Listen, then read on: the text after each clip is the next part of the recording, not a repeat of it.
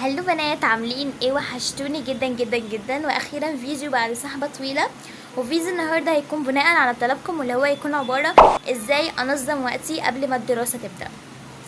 طبعا يعني كلنا لازم ننظم وقتنا قبل الدراسة، لان حرفيا بتلاقوا في نص الترم او في نص السنة كده تلاقوكم مش عايزين يعني مش عايزين تذاكروا ولا عايزين تعملوا اي حاجة، تحسوا ان انتوا بقيتوا في ملل حرفيا. فانا قلت بما ان الدراسة خلاص قربت، حسيت ان ده انسب وقت اعمل الفيديو ده، لان بصراحة كل سنة قبل الدراسة كنت بحس بنفس الاحساس، توتر ولخبطة، وحاسة يعني ان الاجازه خلصت بسرعه ولسه ما عملتش اي حاجه كنت مخططه لها. وكنت كل مره اقول لنفسي لسه بدري وهبدا بكره، وبعدين بكره يبقى بعده، وبعده يبقى الاسبوع اللي بعده، وفجاه الاقي نفسي قبل الدراسه بيومين او 3 ولسه بنام الفجر، ومش عارفه الكتب فين ولا جهزت نفسي اصلا للدراسه. واكيد انا يعني مش لوحدي اللي بيحصل معايا كده، صح؟ قولوا لي بقى بصراحه في الكومنتات، مين لحد دلوقتي حاسس انه لسه مش مستعد للدراسه؟ انا متاكده ان ناس كتير هتقول انا. وعشان كده قلت بدل ما افضل اقول هبدأ بعدين، لسه ما بدأناش من دلوقتي حتى لو خطوات بسيطة. يعني قصدي يعني ان انتوا ليه ما نبداش من دلوقتي حتى لو خطوات بسيطه جدا. وعلى فكره انا مش جايه اقول لكم ان لازم من بكره تصحوا الساعه 6 الصبح وتذاكروا 8 ساعات وتمنعوا الموبايل، لان بصراحه ده مش واقعي جدا، واغلبنا هيعمل كده يوم او يومين وبعدها هيرجع لنفس النظام ده. انا جايه اقول لكم الحاجات اللي فعلا ساعدتني انظم وقتي قبل الدراسه من غير ما احس اني مضغوطه، ومن غير ما احس ان حياتي بقت كلها دراسه وبس. لان تنظيم الوقت في رايي مش معناه انك تملي يومك شغل، بالعكس. تنظيم الوقت معناه انك تلاقي وقت للدراسه، وقت للراحه، وقت لنفسك، وفي الاخر تحسي انك مرتاحه مش مرهقه. ولو اخدتي حتى فكره يعني واحده من الفيديو ده وبداتي تطبقيها، فانا هكون مبسوطه جدا. ويلا نبدا الفيديو. اول حاجه وهي بلاش تضغطي نفسك، ودي بجد اهم نصيحه ممكن اقولها في الفيديو كله، لان اول غلطه بنقع فيها كلنا ان اول ما الدراسه تقرب نحس ان لازم نغير حياتنا كلها في يوم واحد. فنقول من بكره هنام بدري، ومن بكره هصحى بدري، ومن بكره هبطل امسك الموبايل، ومن بكره هرتب اوضتي، ومن بكره هبدا اذاكر، ومن بكره هعمل جدول مثالي، ومن بكره هبقى شخص جديد، ومن بكره وبكره وبكره. وبعدين يجي بكره وما نعملش اي حاجه. انا بجد كنت بعمل كده كل سنه. كنت اكتب يعني تو ليست طويله جدا، وكل ما افتكر حاجه ازودها اقول لازم اجيب الادوات، ولازم ارتب المكتب، ولازم اظبط النوم، ولازم اراجع شويه، ولازم انزل اجيب اللي ناقصني، ولازم ارتب الدولاب، ولازم ولازم ولازم. وفي الاخر اول ما ابص القائمه دي احس اني مخنوقه، وافضل افكر ابدا بايه، ولو بدات في دي هعمل الباقي امتى، وافضل افكر وافكر، ومن كتر التفكير ما نبداش اصلا. واقوم اقول لنفسي خلاص اريح شويه، افتح الموبايل وادخل اشوف ريلز، واقول 5 دقايق بس، وال5 دقايق يبقى نص ساعه، والنص ساعه تبقى ساعه، وفجاه اليوم كله يخلص، واقول خلاص بقى انا هبدا بكره. وكان كل يوم يعدي بنفس الطريقه، وكنت مقتنعه ان المشكله فيا، اني انا كسوله، او ما عنديش اراده، او ما اعرفش انظم وقتي. لكن بعد فتره اكتشفت ان المشكله ما كانتش فيا اصلا. المشكله اني كنت بطلب من نفسي اكتر من طاقتي، لان احنا كبشر اول ما نحس ان المطلوب مننا كتير قوي، طبيعي نحس بالخوف والضغط، واول رد فعل بيكون اننا نأجل. وده بيحصل مع اغلب الناس مش معايا انا بس. ومن ساعتها قررت اجرب حاجه مختلفه، بدل ما اقول لازم اخلص 10 حاجات النهارده، بقيت اقول ايه الحاجات الوحيده اللي لو خلصتها احس اني قربت من الاستعدادات للدراسه. بس سؤال واحد ومهمه جدا، يعني سؤال واحد ومهمه واحده. مثلا النهارده هرتب المكتب وبس، ولو خلصته يبقى انا انجزت. بكره هظبط ميعاد نومي، وبعده هجيب الادوات اللي ناقصه، وبعده هراجع نص ساعه. شايفين الفرق؟ لما قسمت الهدف الكبير لخطوات صغيره خالص، حسيت ان كل ده بقت اسهل، وبقيت اخر اليوم احس اني انجزت فعلا بدل ما احس بالذنب. وفي حاجه كمان اكتشفتها، ان الاحساس بالانجاز بيشجعك تكملي. يعني اول ما تخلصي مهمه صغيره هتلاقي نفسك تلقائيا بتقولي طب ما اعمل دي كمان. لكن لما تبصي يعني ل20 مهمه مره واحده، طبيعي هتحسي انك مش قادره تبدأي. وعلشان كده لو بعد ما يخلص الفيديو ده افتكرتي كل الحاجات اللي وراكي، ما تعمليش كل حاجة، اعملي حاجة واحدة بس، حتى لو تاخد منك 10 دقايق بس من يومك، لان ال10 دقايق دول ممكن يكونوا بداية انك ترجعي تسيطري وقتك. وعلى فكرة ما تنسيش السبت، وما تنسيش اول شهر، وما تنسيش اول يوم دراسة. ابدأي النهاردة حتى لو بخطوة صغيرة، لان البداية الصغيرة النهاردة احسن بكتير من خطة كبيرة عمرها ما اتنفذت. طيب بعد ما عرفنا ان اول غلطة هي اننا بنضغط على نفسنا، تعالوا نتكلم عن الحاجات اللي كانت بتبوظ يومي كله حتى لو كنت عاملة احسن خطة في الدنيا، وهي النوم. تاني حاجة ظبطي مواعيد نومك، وبصراحة يعني دي كانت اكتر حاجة كنت بقول عليها هعملها بعدين. كنت كل سنة اقول اهو لما يفضل على الدراسة يومين هظبط نومي وكأن الموضوع سهل، وافضل في الاجازة انام الساعة 3 و4 الفجر واقول ما احنا في اجازة عادي، وافضل اقلب في تيك توك وبعده ريلز وبعده يوتيوب واقول اخر فيديو وبعدين يطلع لي فيديو احلى منه، وفجأة الاقي الساعة بقت 4 واقول خلاص هنام، واصحى تاني يوم الساعة 12 او 1 الظهر، وافضل طول اليوم حاسة ان الوقت بيجري، واقول هو انا ما عملتش حاجة ليه؟ يعني ازاي انا ما عملتش حاجة ليه؟ مع ان الحقيقة انا اللي بدأت يومي متأخر اصلا. ولما الدراسة كانت تقرب كنت اعمل اغرب حاجة، اقرر مرة واحدة ان هنام الساعة 10 بالليل، وطبعا افضل قاعدة على السرير ومش عارفة انام، وافضل اقول هو انا مالي. لكن بعدين فهمت ان الموضوع ملوش علاقة بيا، الموضوع ان جسمي متعود ينام في ميعاد معين انا كنت بعمله كل يوم، وما ينفعش اغير العادة دي في يوم واحد. وعشان كده بدل ما اضغط على نفسي بدأت اغيرها بالتدريج، كل يوم انام ابدر بنص ساعة بس. ولما عملت كده اكتشفت ان الموضوع اسهل بكتير مما كنت متخيلة. واول ما بقيت اصحى بدري شوية حسيت ان اليوم بقى اطول، بقى عندي وقت افطر بالراحة وارتب بسرعة وارتب سريري واجهز اللي هحتاجه ومن غير استعجال. وعرفت وقتها ان تنظيم الوقت مش انك تلاقي ساعات زيادة في اليوم، تنظيم الوقت انك تستفيدي من الساعات اللي عندك. وعلى فكرة مش لازم تبقي مثالية، لو يوم نمتي متأخر عادي، ما تقوليش خلاص باظ، ارجعي حاولي تاني اليوم اللي بعده، لان احنا مش في سباق، احنا بس بنحاول ندخل الدراسة واحنا مرتاحين اكتر. تالت حاجة اكتبي 3 مهام بس، ودي يمكن اغرب نصيحة هتسمعوها، لان اغلبنا فاكر ان اما اكتب مهمة اكتر يبقى منظم اكتر. وانا كنت فاكرة كده، كنت اقول كنت اكتب تو دو ليست طويلة جدا واقول النهاردة اخلص كل ده، وفي الاخر اخلص 3 حاجات بس وافضل زعلانة من نفسي.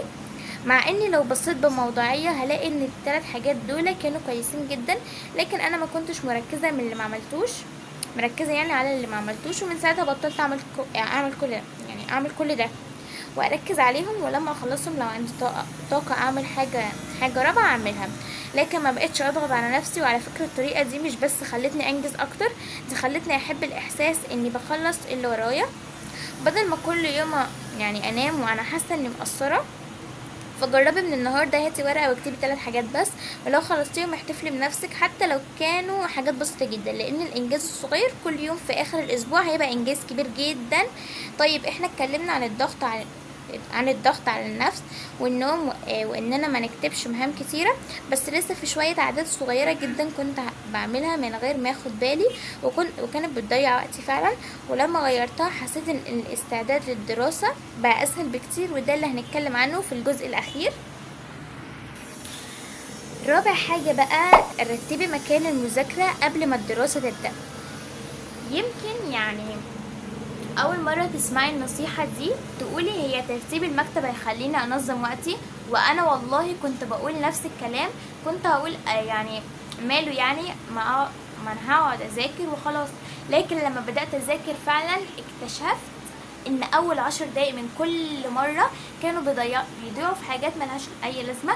ادور على القلم وبعدين الكشكول وبعدين هقول فين الهايلايتر، وبعدين اقوم اجيب شاحن اللاب، وبعدين افتكر اني عطشانه واقوم اشرب ميه وانا راجعه امسك الموبايل واشوف الساعه، وبعدين الاقي الاشعار وادخل ارد وافضل اتنقل من حاجه لحاجه، وفجاه الاقي نص ساعه راحت وانا لسه ما فتحتش الكتاب اصلا.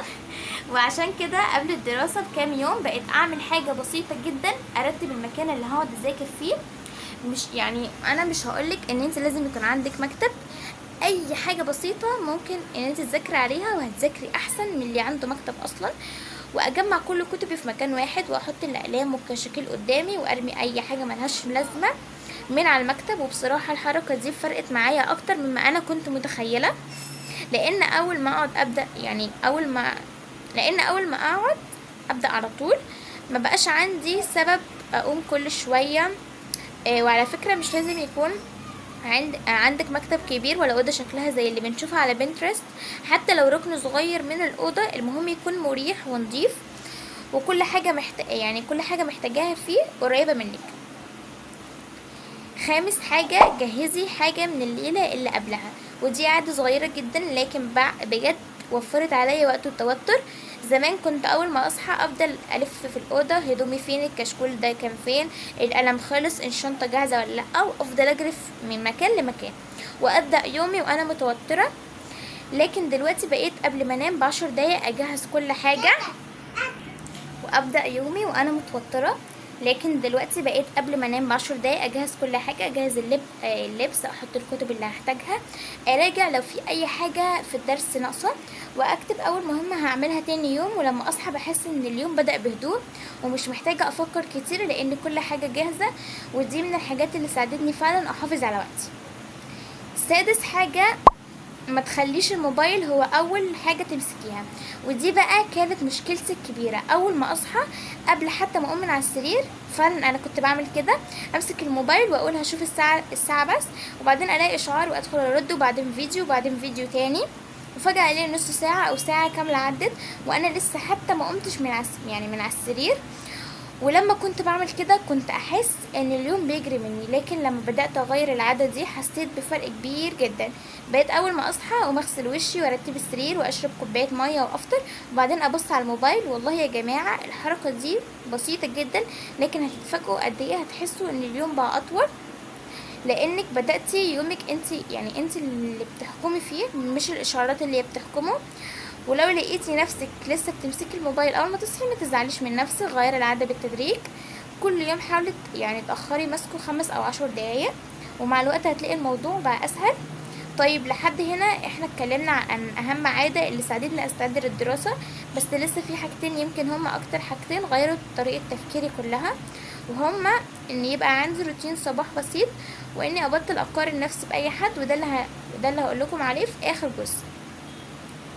سابع حاجة، اعملي روتين بسيط صباحي، اعملي روتين صباحي بسيط جدا.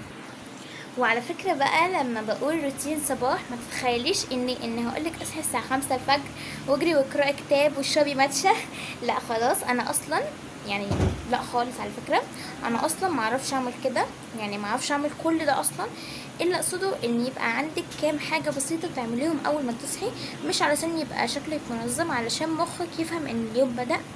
انا مثلا لما بدات اظبط يومي كان الروتين بتاعي بسيط جدا، اصحى ارتب السرير، اغسل وشي بالغسول واغسل اسناني واشرب كوبايه ميه وافطر، وبعدين اقعد ابص على المهام اللي كتبتها بس.